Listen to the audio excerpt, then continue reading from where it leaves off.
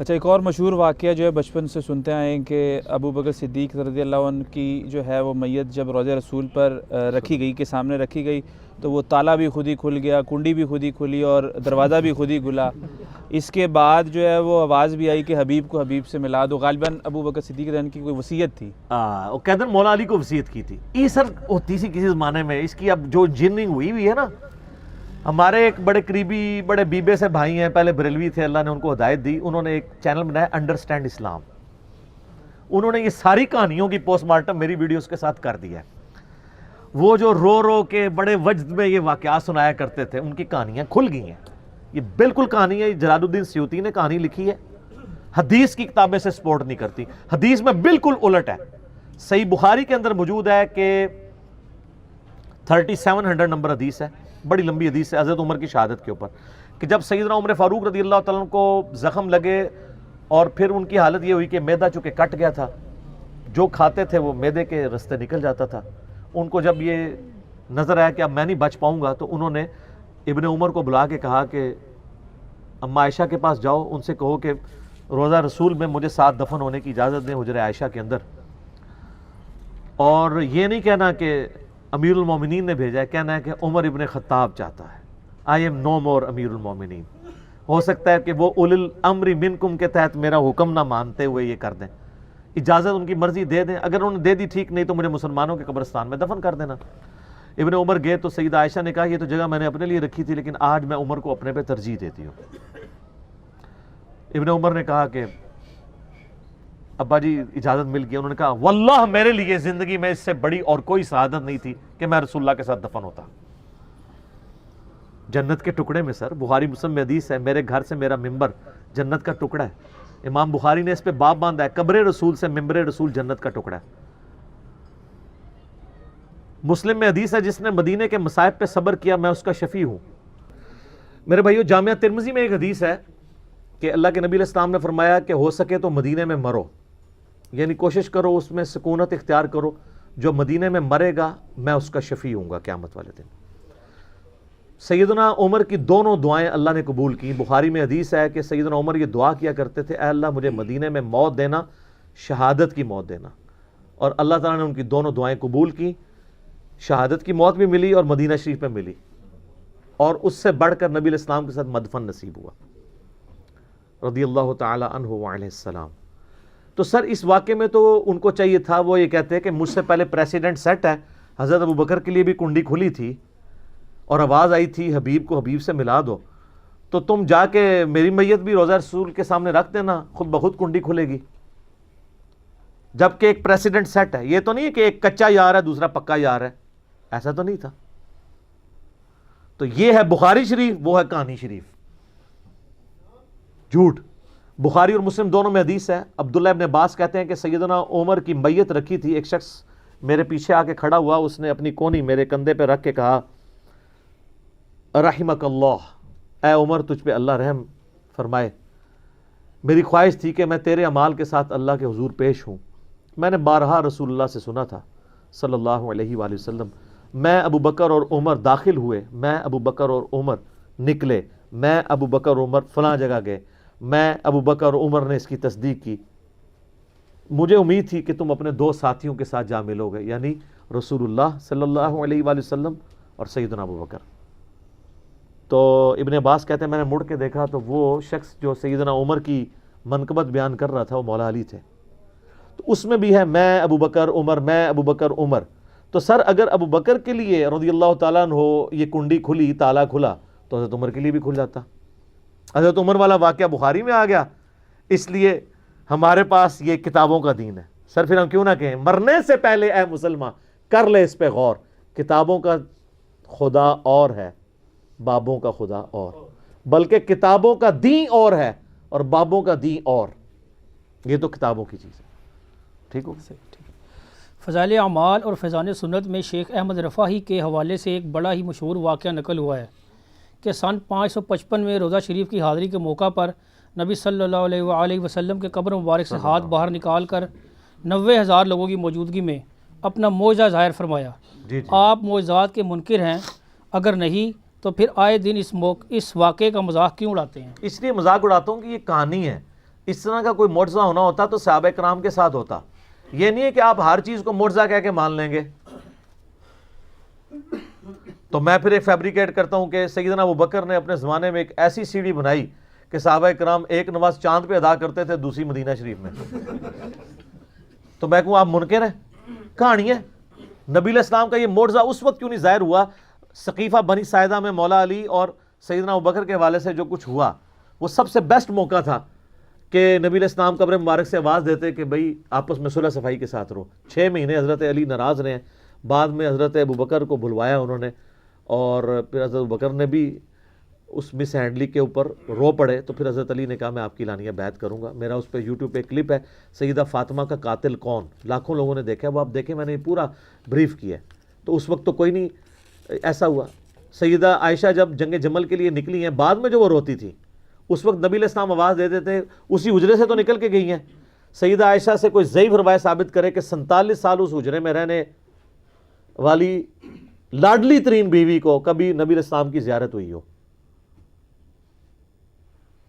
اور اگر ہوئی ہوتی وہ چھپاتی نا. صحابہ کرام کو جب حضور کی زیارت ہوتی تھی وہ بتاتے تھے. سیدہ فاطمہ کو ہوئی ہو جو ان کے غم میں فوت ہو گئی. یہ سب کہانی ہے. اور پھر کہتے ہیں جی وہ 90,000 کا مجمع موجود تھا. 90,000 کا مجمع تو آج سے 150-200 سال پہلے مسجد نبوی میں نہیں آتا تھا.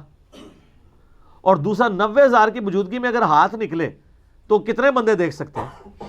90,000 بندہ تو تب دیکھے گا کہ وہ نبی علیہ السلام قبر سے نکل کے کسی اونچی جگہ پہ چڑھتے.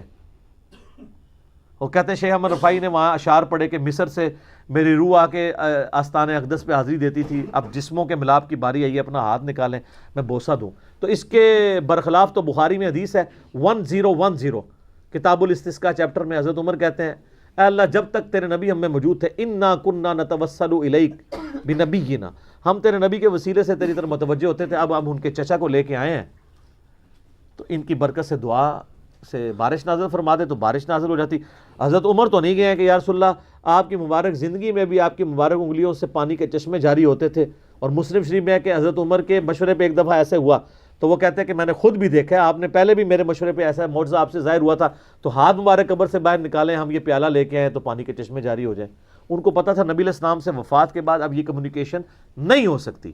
ہمارا درود و سلام پہنچتا ہے. سن نسائی میں حدیث ہے زمین میں کچھ فرشتے سیاحت کرتے ہیں، میرے امتیوں کا سلام میرے تک پہنچاتے ہیں، جو ہم پڑھتے ہیں السلام علیکہ ایھا النبی صلوات بر محمد وآل محمد اللہم صلی علی محمد وعلی آل محمد. کسی بابے ہوتے درود نہیں ہوتا سرکار. ہاں جی.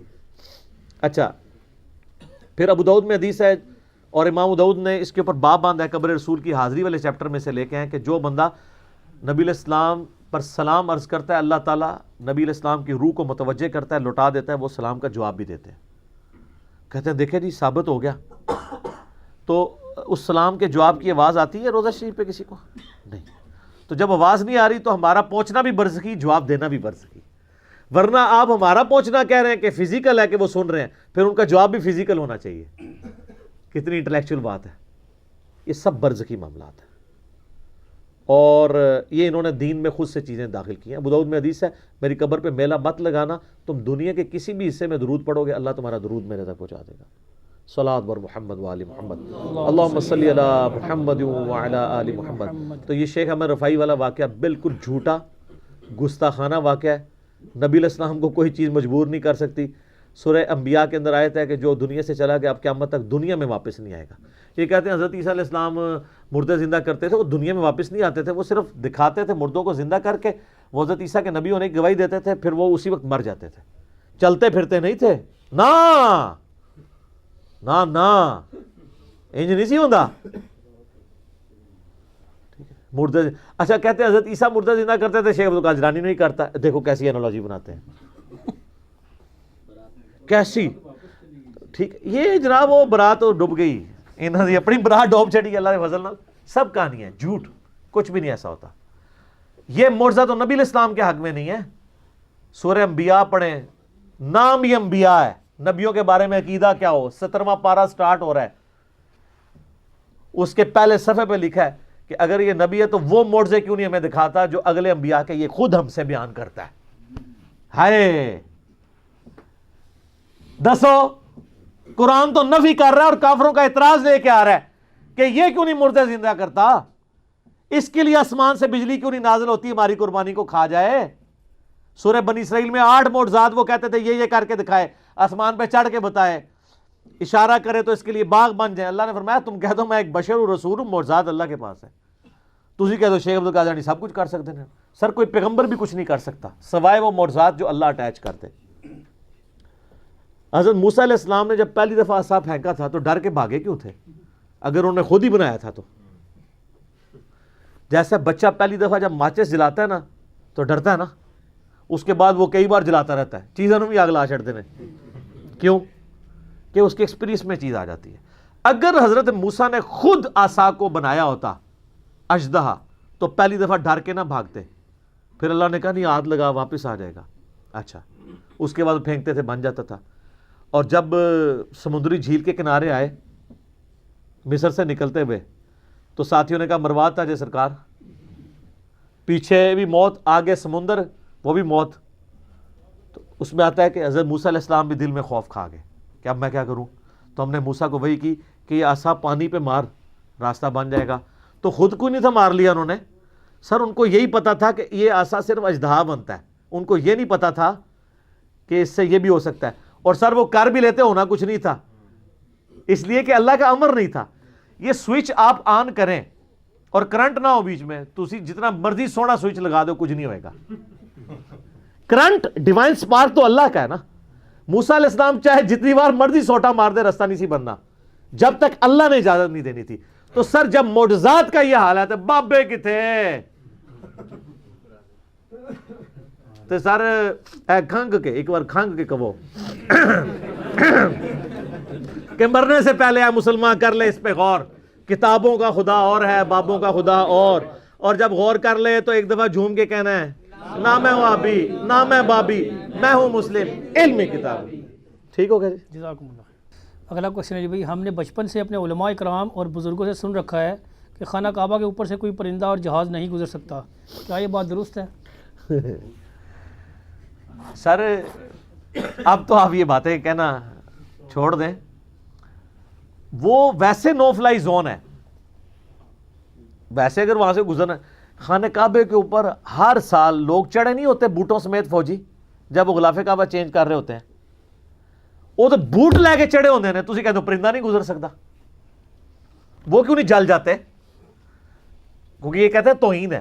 پرندہ بچارہ پاؤں بھی نہ مارے، بچارہ ایویں اتو گزر جائے تو گستاخ، جڑے بوٹ لے کے چڑھے ہیں وہ کوئی گستاخ نہیں، وہ تو اوپر چڑھتے ہیں، ہر دفعہ چڑھتے ہیں۔ آپ دیکھ لیں محرم کے اندر بھی وہ غلاف کعبہ کی چینج ہونے کی سرمنی ہوتی ہے، اور ایک اور مہینے میں بھی سال میں 2 دفعہ چینج ہوتا ہے، وہ آپ لائیو دکھاتے ہیں وہ سعودیہ کے چینل کے اوپر۔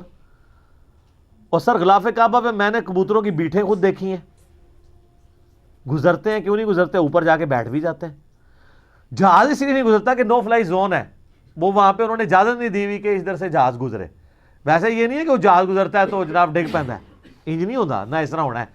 ورنہ یہ جو صحیح مسلم میں آتا ہے یزید کے زمانے میں منجنیق سے جو بمباری کی گئی تھی جس میں غلاف کعبہ بھی جلا تھا اور خانہ کعبے کی ایک دیوار ڈیمیج ہوئی تھی، اس ٹائم وہ تو جا کے کعبے کو ہی ڈیمیج کر دیا، اور حجاج ابن یوسف نے حضرت عبداللہ ابن زبیر کو شہید کرنے کے لیے جو لڑائی کی اس میں خانہ کعبہ شہید ہو گیا تھا۔ آپ کہہ رہے ہیں اوپر سے نہیں گزرتا، اگلے پھن کے ٹر گئے۔ اور بخاری مسلم میں حدیث ہے قرب قیامت میں ایک پتری ٹانگوں والا حبشی کعبے کی اینٹ سے اینٹ بجا دے گا۔ وہ ابرا کا لشکر ایک دفعہ ہی تباہ ہوا ہے، بالکل کہانی ہے، جھوٹ ہے۔ لہذا ایک دفعہ لوگ کہتے ہیں ایک دفعہ اچھی آواز نال کہو کہ آج تے ہو گئی وابی وابی، مسلک اہل سنت بریلویہ زندہ آباد۔ ہم آپ سے صرف یہ کہتے ہیں کہ ایک دفعہ پیار محبت سے کہیں کہ مرنے سے پہلے اے مسلمان کر لے اس پہ غور، کتابوں کا خدا اور ہے بابوں کا خدا اور۔ جزاکم اللہ خیر علی بھائی۔ نیکسٹ کویشچن ہے، ہم نے کئی اشکان رسول، علماء دین اور بزرگوں سے سن رکھا ہے کہ گنبد خضرا کے اوپر سے کوئی پرندہ نہیں گزر سکتا، بلکہ گنبد خضرا کا سایہ بھی زمین پر نہیں پڑتا۔ سر زمین پہ کیسے پڑے؟ وہ زمین پہ ہے نہیں ہے نا، وہ دوسری سٹوری کے اوپر باقاعدہ بلڈنگ بنی ہوئی ہے تو سایہ نیچے تک پہنچ نہیں پاتا نا، ٹھیک ہے؟ کیسے پڑے زمین کے اوپر؟ ٹھیک بات، اوپر والی جو بلڈنگ ہے اس کے اوپر پڑتا ہے، بالکل، یا بالکل جب سورج نکل رہا ہوتا ہے یا غروب ہو رہا ہوتا ہے اس وقت زمین پہ بھی پڑے گا، کیونکہ وہ پھر بڑی دور جا کے سایہ پڑتا ہے نا۔ رہا یہ کہ اس پہ پرندہ نہیں بیٹھتا، سر میں نے اپنی آنکھوں سے جب میں بریلوی تھا کئی پرندے میں نے گنبد شریف کی جو اوپر والی ٹپ ہے نا اس کے اوپر بیٹھے ہوئے بھی کبوتر دیکھے ہیں. وہ حالانکہ اتنی بڑی معمولی سی جگہ ہوتی ہے, بیٹھے بھی کرتے ہیں. اس میں کوئی گستاخی والی بات نہیں ہے. حضرت حسین علیہ السلام کی لاش پہ گھوڑوں کی ٹاپوں کے نیچے روندی گئی ہے, تو حضرت حسین کی کیا کوئی بے ادبی ہو گئی ہے اس میں؟ ان کا کوئی شان کم ہو گئی ہے؟ وہ تو کرنے والوں کی بدبختی ہے. حضرت حسین کی شان تو دن بدن بلند ہے.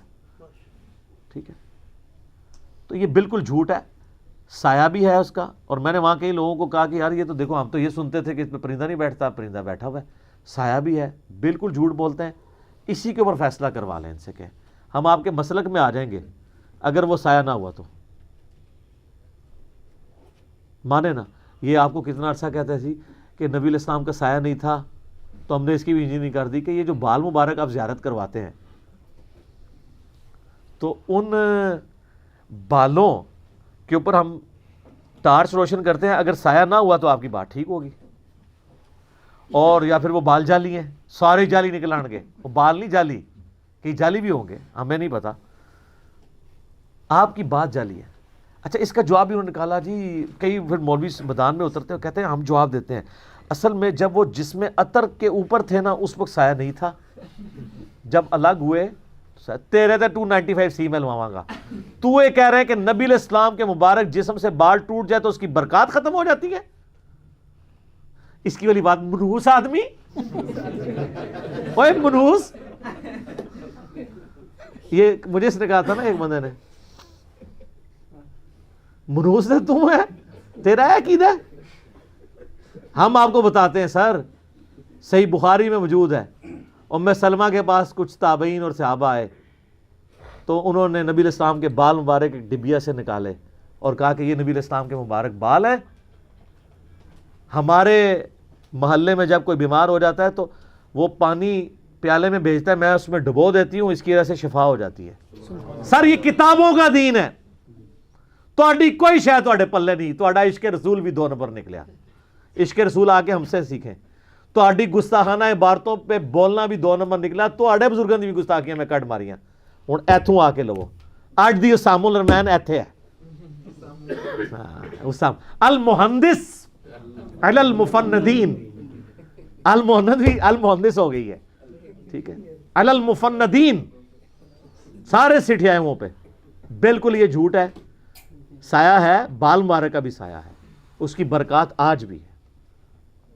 ٹھیک ہو گیا. جزاکم اللہ خیر.